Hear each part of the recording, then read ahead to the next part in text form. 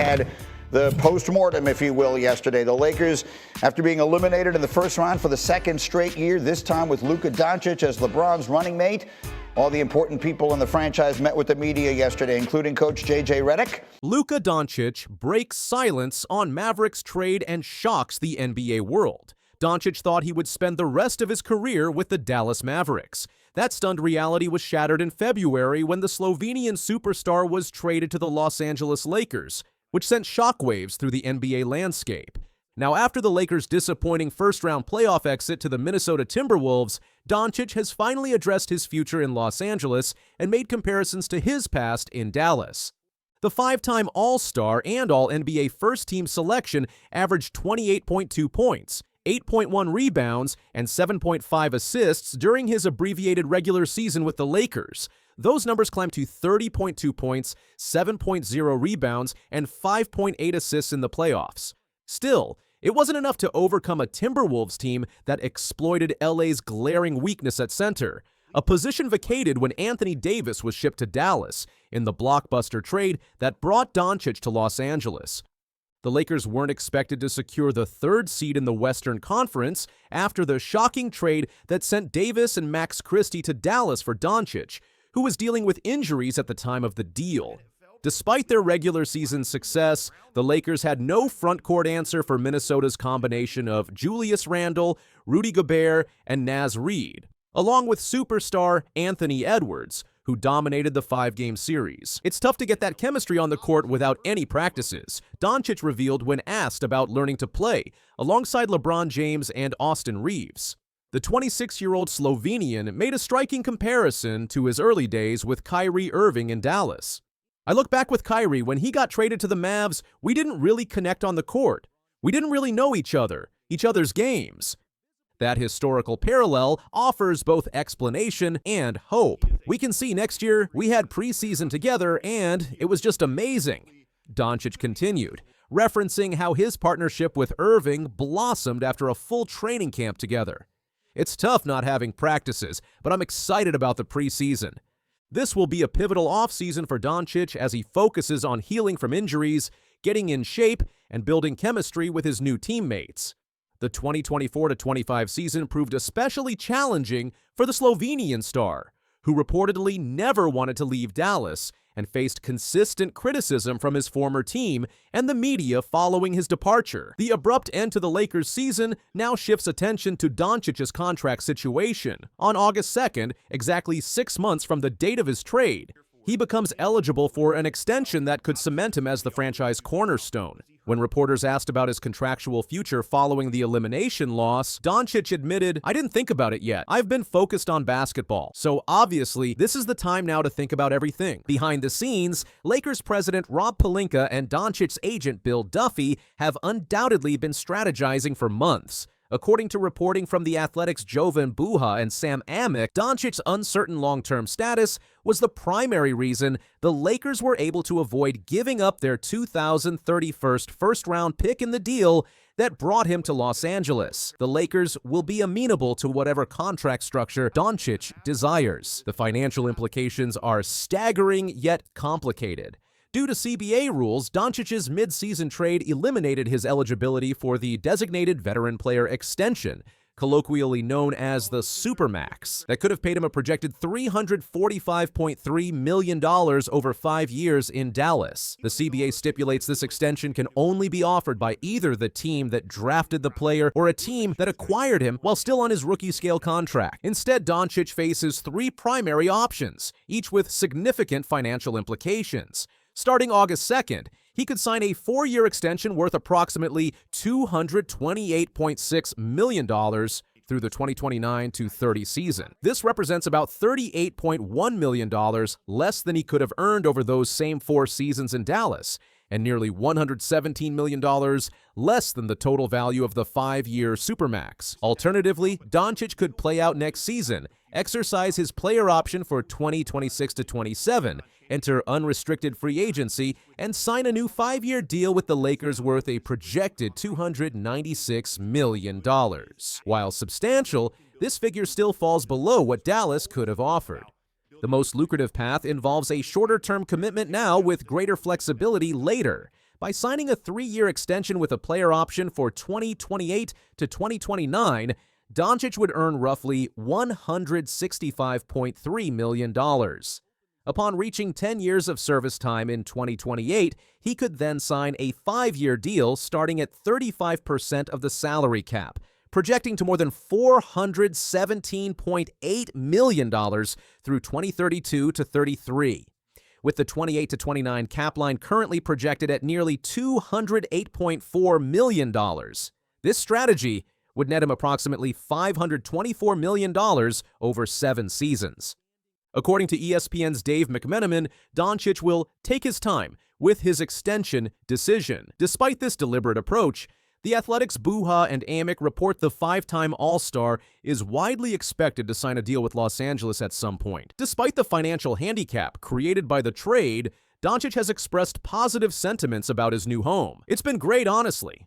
The way the fans accepted me has been amazing," he told reporters. "I'm glad I'm here. I had a great couple of months trying to learn about the city, about the team, just trying to process everything." When ESPN's Malika Andrews asked if he wanted to finish his career with the Lakers, Doncic's response was unequivocal: yes. The Lakers' immediate focus now turns to addressing their roster deficiencies, particularly at center. The Timberwolves' front court dominated Los Angeles, exposing their lack of interior presence, with the Lakers forced to play Dorian Finney-Smith and Rui Hachimura at center. This vulnerability has sparked speculation about potential trades, including a provocative scenario that would reunite Doncic with his former Mavericks teammate Daniel Gafford.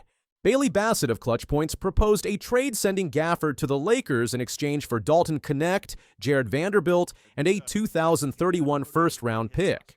Adding fuel to this speculation, Doncic and Gafford were overheard after a game with Doncic saying, "We'll play again." This proposition carries additional intrigue considering Gafford and fellow center Derek Lively, too, were key contributors to the Mavericks' NBA Finals run last season, providing the rim-rolling and shot-blocking presence Doncic currently lacks in Los Angeles. A move like this could reshape the Lakers' interior presence and reunite Doncic with a trusted front-court partner, potentially reigniting the chemistry that helped drive a finals run.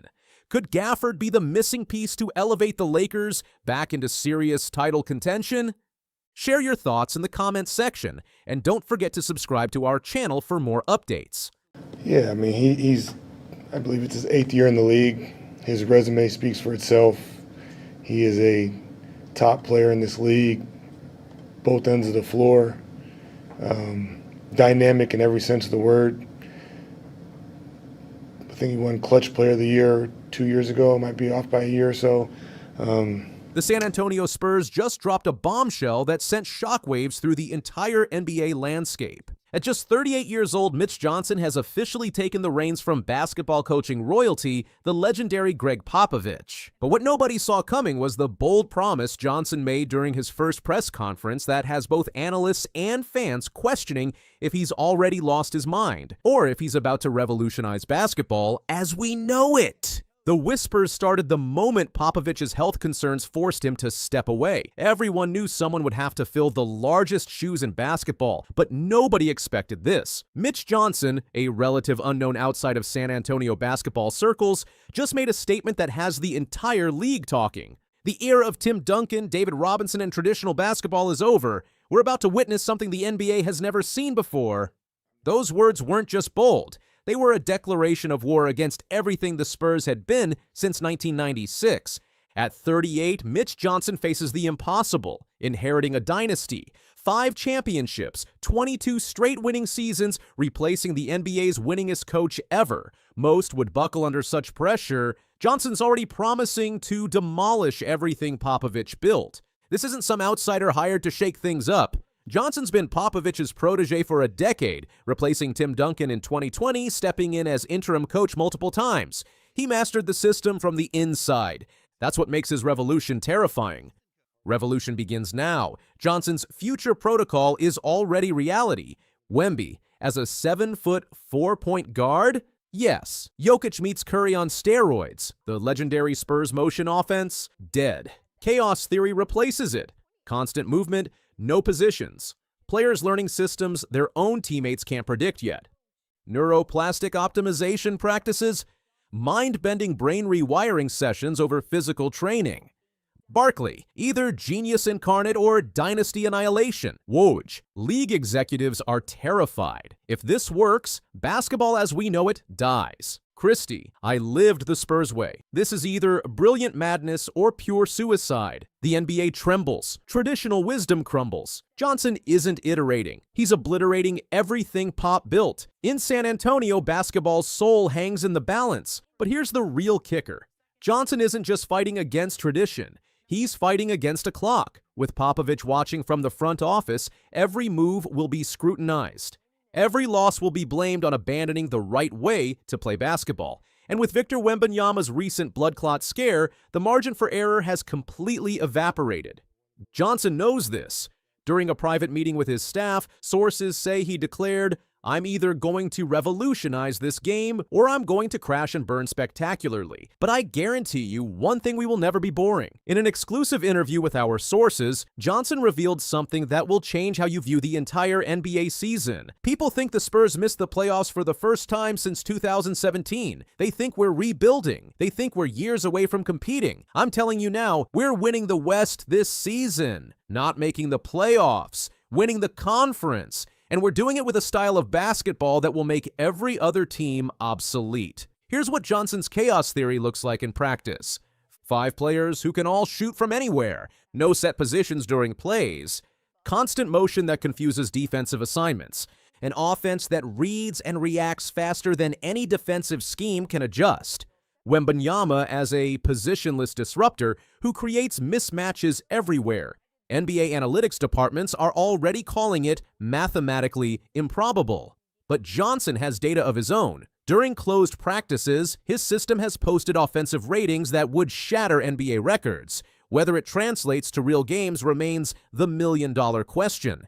If Johnson succeeds, every NBA team will need to reimagine their approach. Traditional basketball positions could become obsolete. The next generation of coaches will follow his blueprint. The Spurs maintain their dynasty status. If Johnson fails, the Spurs could suffer their worst season in franchise history. Popovich's legacy could be tarnished by association. Organizations might become more conservative, not less. NBA basketball continues on its current trajectory. What makes this story absolutely fascinating is the generational divide it represents. Johnson isn't just succeeding Popovich, he's reacting against everything Popovich stood for. Popovich, basketball is simple. Execute the fundamentals perfectly. Johnson, basketball is chaos. Master the unpredictable. Popovich, win through discipline and team-first mentality. Johnson, win through creativity and individual excellence. Popovich, respect the game's traditions. Johnson, destroy the game's limitations. Other teams are already reacting. The Miami Heat have reportedly started implementing elements of chaos in practice. The Boston Celtics coaching staff has held emergency meetings to prepare for Johnson's system.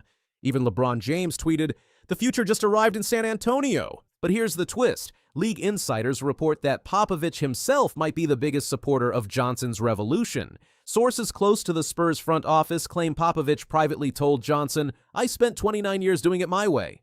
Now burn it all down and build something better." May 2025, Johnson officially named head coach. June-July, complete roster overhaul expected. October, season opener against defending champion Boston Celtics. December, first major test, road trip against Western Conference elites. March, mid-season evaluation by Popovich. April, playoffs or bust. This all comes down to Victor Wembanyama. Johnson has reportedly told his superstar, "I'm not asking you to be the next Tim Duncan. I'm asking you to be something basketball has never seen." Wembanyama's response, "I've been waiting my whole life for someone to say that." But with Wembanyama's recent blood clot scare, health concerns loom large over every decision. Johnson must balance innovation with player safety, a tightrope walk that could make or break his tenure. Whether Mitch Johnson is a visionary or a madman remains to be seen. But one thing is certain, the NBA will never be the same. In a league obsessed with innovation, Johnson isn't just pushing boundaries, he's obliterating them entirely. As the 2025-26 season approaches, all eyes will be on San Antonio. Will Johnson's revolution succeed where so many others have failed? Will the Spurs continue their legacy of excellence under radical new leadership?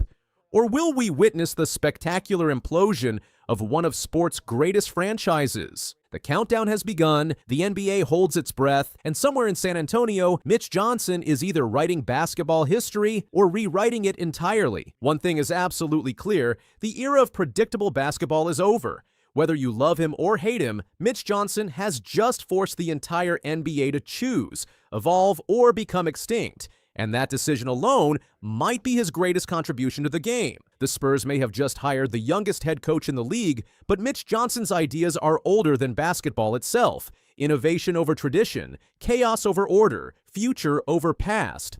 Basketball will never be the same again. And that's exactly what Mitch Johnson is counting on. There was also this. There was Dylan Brooks and Jimmy Butler. Deep in conversation. So you're a bum. I've been busting your ass for years. And this was Jimmy talking about those two. The Golden State Warriors were on the verge of advancing to the second round, but the Houston Rockets had other plans. In Game 5 turnaround, the Warriors' championship hopes hit a roadblock as Jimmy Butler delivered his worst playoff performance since joining the team. Despite the 131-116 defeat, Butler's post-game message reveals a surprising level of confidence. After dominating Game 4 with a memorable performance, Butler struggled significantly in Game 5, finishing with just 8 points on 2 for 10 shooting in the 131-116 defeat. This dramatic drop in production comes after his heroic 27-point performance in Game 4, raising questions about his injury status and the team's ability to close out the series. Following this disappointing loss, Butler didn't shy away from addressing the media. He sent a clear message ahead of Game 6. "We're fine. Our confidence isn't going to waver. We're going to start out better and play a better overall game." This straightforward statement reveals Butler's mindset as the series shifts back to San Francisco for a critical Game 6. Butler sustained the pelvic contusion after playing only 8 minutes in last Wednesday's Game 2 loss and subsequently missed Saturday's Game 3 victory. His return in Game 4 on Monday, April 28th, was spectacular. Despite still dealing with pain, Butler posted 27 points on 7 of 12 shooting, 6 assists, 5 rebounds, and 1 block in 40 minutes of action. His teammate Draymond Green highlighted Butler's toughness, stating, "He couldn't move in the first 3 quarters. I don't know how he started moving in the last one, but he didn't complain once. He kept battling." Coach Steve Kerr was equally impressed, acknowledging that in the regular season, the player would probably have been out for another week or more. But these are the playoffs, and he's Jimmy Butler. This is what he does. Kerr specifically praised Butler's clutch plays. The final rebound was incredible. The elevation, the strength, and then the free throws. Jimmy was simply spectacular. Butler himself explained his determination to play through pain. "More than anything, I just wanted to play. This is the best time of year. That's why you go through all that you go through. I don't like missing games, but I'm back now, and in a great way." He added that it was time to win, and celebrated that he started to move a little better towards the end of that game. This makes his Game 5 performance on April 30th all the more surprising. While Butler struggled, the Warriors' offense as a whole faltered. Stephen Curry scored just 13 points on 4 for 12 shooting. The team's leading scorer was actually Moses Moody, who came off the bench to contribute 25 points. Kevin Knox II added 14 points as a reserve, and Pat Spencer scored 11 points before being ejected late in the contest. Meanwhile, the Rockets saw several players deliver standout performances. Fred VanVleet led the way with 26 points on efficient 8 for 13 shooting. Amen Thompson scored 25 points. Dylan Brooks added 24 points, and Alperen Sengun contributed 15 points, 9 rebounds, and 9 assists. The contrast between Butler's Game 4 heroics and Game 5 struggles highlights the unpredictable nature of playoff basketball. What makes this storyline particularly compelling is Butler's impact on the Warriors since his arrival. Prior to the trade, the Warriors were clinging to a .500 record at 25-25. Since he played in his first game, the Warriors have gone 26-9 when he is on the court. The statistical impact is equally impressive. With Butler playing, the Warriors have established themselves as a championship-caliber team, boasting the number 1 defense, number 8 offense, and number 3 net rating in the league. In this series specifically, prior to Game 5, Butler was averaging 18.3 points, 4.7 rebounds, 4.0 assists, and 1.7 steals per game, while shooting an efficient 54.5% from the field and 50.0% from 3. The partnership between Butler and Curry has been particularly effective, with the Warriors posting a 25-6 record when both stars share the court. This dynamic duo, along with veteran leader Draymond Green, has given the Warriors legitimate championship aspirations once again. Now, all eyes turn to Game 6 in San Francisco on Friday evening. The Warriors will be eager to avoid a potential Game 7 back in Houston, which would put enormous pressure on the team. To close out the series, Butler, Curry, and the rest of the Warriors will need to regain their offensive efficiency and aggressive approach that was lacking in Game 5. Despite the setback, Butler's confident statement suggests the team isn't panicking. His leadership and resilience have been crucial factors in the Warriors' success this season.